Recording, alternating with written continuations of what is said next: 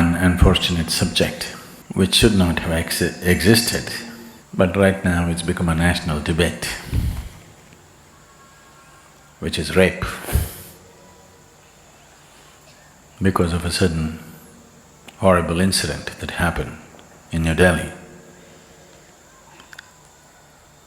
the whole country is talking about rape.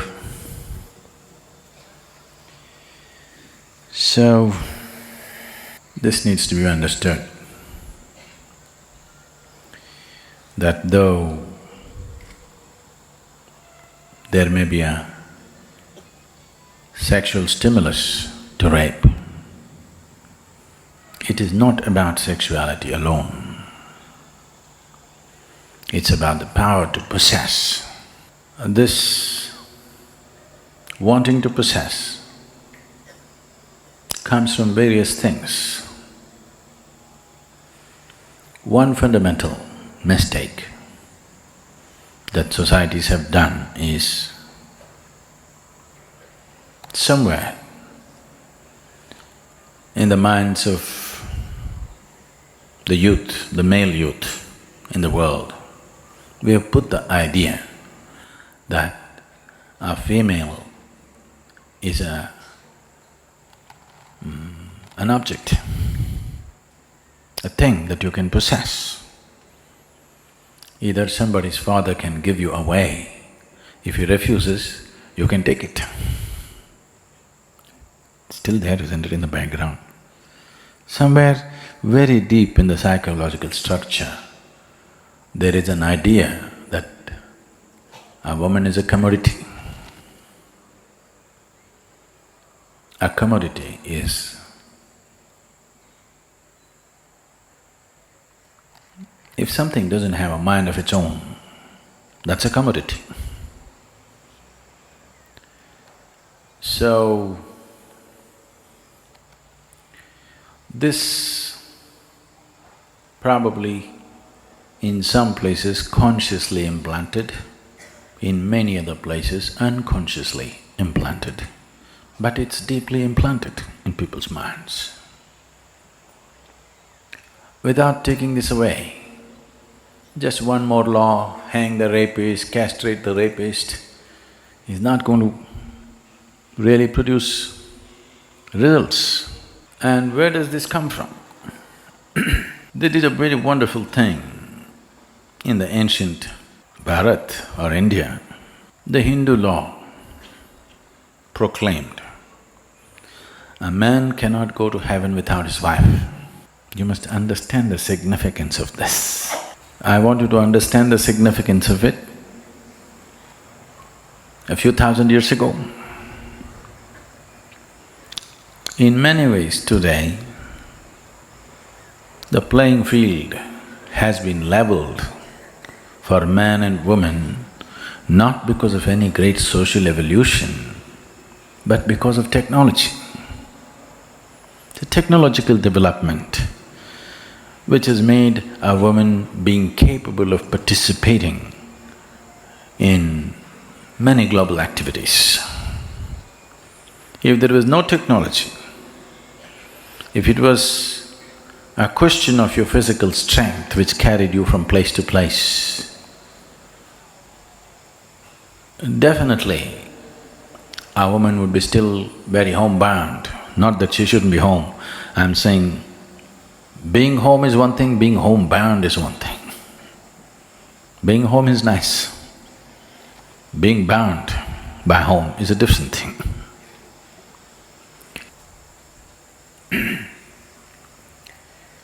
So, yes, definitely, when somebody perpetrates a violent act, they need to be punished. But still, if you want a better society, not just better laws, a law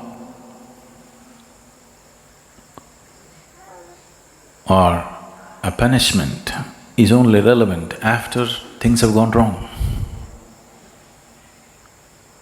Hanging somebody, doing something else is still not going to fix somebody's life. If we want to see that things don't go wrong, there may be no absolute fix, but definitely there is something called as lowering the percentages or heightening the percentages. When you're dealing with a larger world, it is only a question of lowering the percentages. Maybe there is never going to be an ideal society where no such thing will happen. But in striving towards that possibility, the most important thing is we need to understand. Right now, the chant that we were doing is just about that. Still, in most minds, a woman means body parts, an accumulation of body parts. Yes? A breast, a navel, a curve, long hair, something. That's why many of you have short hair these days. One part of it you've gotten rid of. It is still a sum of body parts. Why is a woman a sum of body parts in someone who is not a woman? Is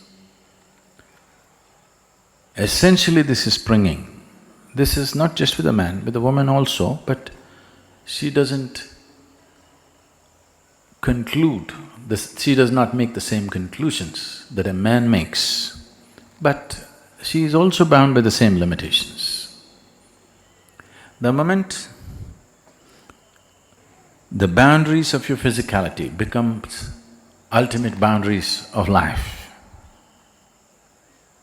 you do not experience your breath, you do not experience any transaction that's happening to keep you alive.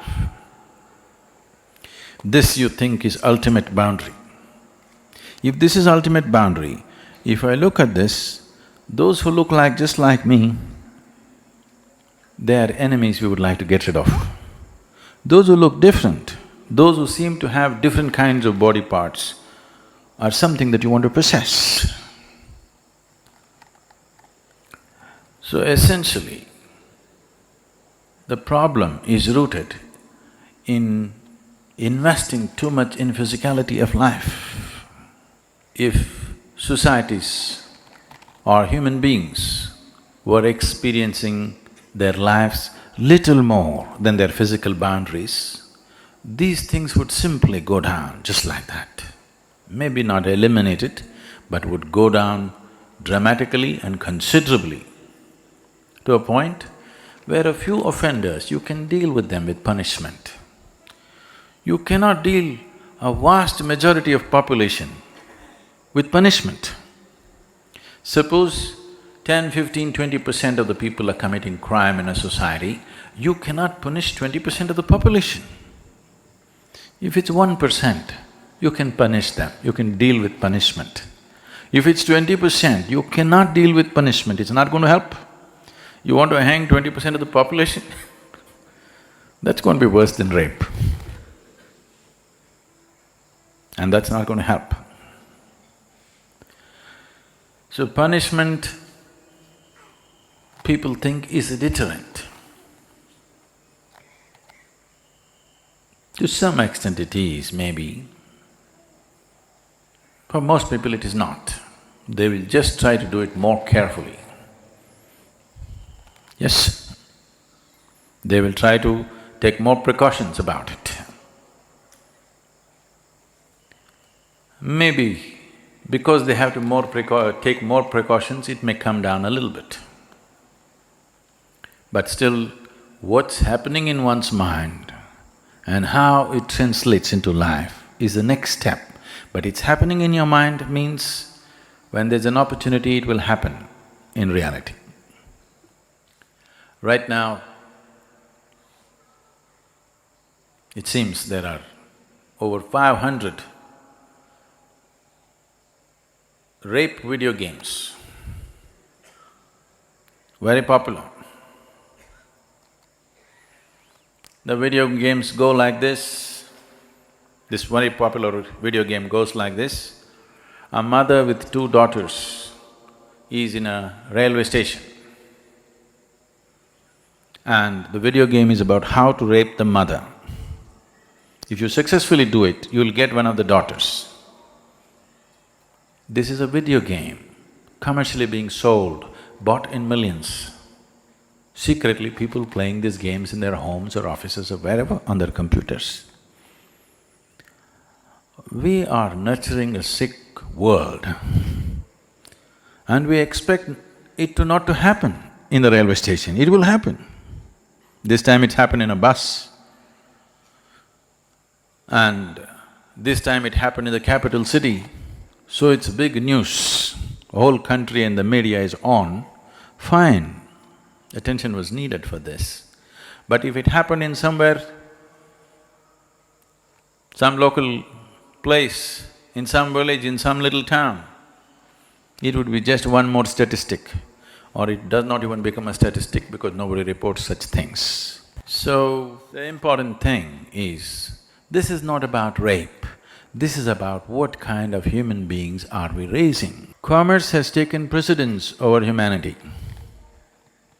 Commerce is not about serving humanity. Humanity is serving commerce. It doesn't matter what you can sell. As long as you can sell it, you're doing great and you have to scale up. So, there is a lot of looking at that humanity has to do. One particular case of rape has brought the consciousness of the nation to a certain brink. Using this, it's time that we look at the essentials of life.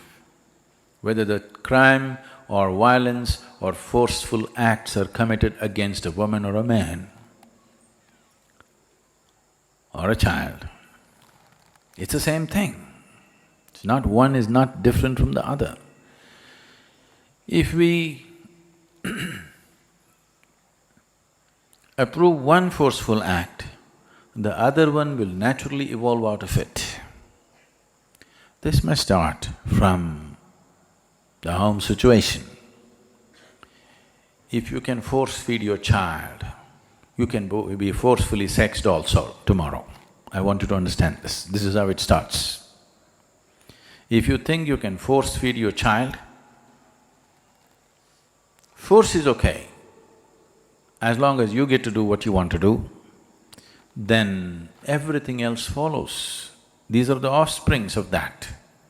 We don't want to attend or destroy the root, we just want to prune the surface because right now it hurts us. That is not a solution. It is disheartening to see on the national news channel, the discussion is, should we castrate them or not? So, today if you castrate a rapist, tomorrow cut off the hands of a thief, cut off the head of somebody else who uses his brain. There is no limit to this is not the solution. Whatever sympathies you may have for the person who suffered, the victim, we must look for more profound solutions, more well-thought-out solutions, not simply reacting. Reacting to one violence with another violence is not going to breed a right kind of society. Now, is this in one society? It is not. It is just that in some societies the law enforcement may be little better. Don't think people are better, no. Law enforcement is little better, so it's little more contained in certain societies, little less contained in other societies. One way, yes, protection by law enforcement is needed, no question about that. But still, a transformation where law enforcement can be limited to a small percentage of criminals is the society we want to live in. We don't want a big segment of population being curtailed by law enforcement alone. If there is no policeman, they will do something else. It's a dangerous situation to live in. The statistics say that 96% of the rapes happen within the home. Law enforcement never ever gets involved in this. 96% of the rapes happen within the four walls of the house, so it never goes to the law. So this cannot be contained by law. Maybe the super violent rape like what happened in Delhi could be controlled to some extent by law enforcement, but not the other things. The fundamental thing is that you want to possess, humiliate and subjugate another human being. This is happening because of a certain level of inadequacy, a certain level of incompleteness within you, that only by possessing something, you will feel little better. Whether to fulfill this possession, you go shopping or you go raping. It's the same thing. Something is inadequate. You want to fulfill this by getting something. This will find all kinds of ugly expressions. Some of them you may think is harmless, but if you do this today and fulfill yourself, tomorrow you would like to step it up to something else and something else and something else. It will not stop at one thing. So the solution is not in just containing it, the solution is in transformation of the individual human being. And nobody is willing to invest any time or life to make this happen. Everybody wants an instant solution, go on the street, protest for 2 days and world will change. World will not change. Your world has to change. First thing is willing to invest time for my own transformation. Only if you're willing to invest time for your transformation, you're willing to invest time for other people's transformation because you understand the value of what it is. If you're not willing to invest time upon your own transformation, where is the question of doing anything for anybody's transformation? If you do not know the value of what it is experientially, you will never invest.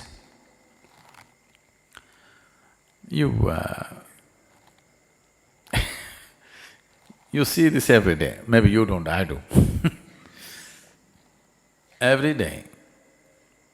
Well, you have also seen, morning you get up, you want to do your yoga, but every day there's something more important to do than yoga.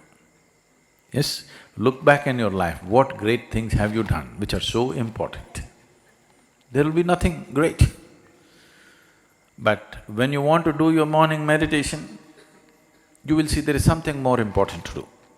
This means you do not hold human transformation as a very crucial thing. You think it's an entertainment, you think it's a side thing to do.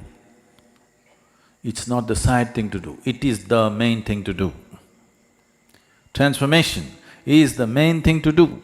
If we do not transform individual people, you just have to do with a world full of criminals.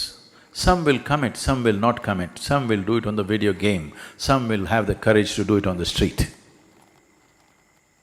Closet rapist or street rapist, not very different, isn't it? Maybe for the victim it's different, but for the world that we live in, it's not different. You're still living with such people, isn't it? So if this has to change, we need to understand that individual transformation is the most crucial thing. If we are not willing to invest on that, we just have to do with what we have, and worse will come. Not that it will not come, worse will come. Every time there is no law in a certain place, every time a war happens, what happens there? Apart from the killing, what happens there is worse than the killing. Almost everywhere. So, these are all the same people that you live with. These are your sons and husbands and brothers. They are so nice. But if nobody's watching them, they're something else. Transformation means just this, that who you are is not determined by other people's opinions or other people's presence. You are like this. whether somebody is there or somebody is not there. This is the way you are. This is transformation. If in this direction, humanity does not make an investment, in this direction, if every parent does not invest upon their children to transform them into a more inclusive human being, inclusion just means this. Technically, to bring it down to very technical level, inclusion, don't teach it in the name of love, embracing the world, this and that. Inclusion just means this, that who you are is not limited to the absolute boundary of your physicality. It is little more. If it's little more, the very way you walk on this planet, the very way you breathe upon this planet, the very way you exist in this planet will be different, simply because your idea of who you are is beyond the boundaries of your physicality. If this one thing happens to the human being, suddenly he is different in every possible way.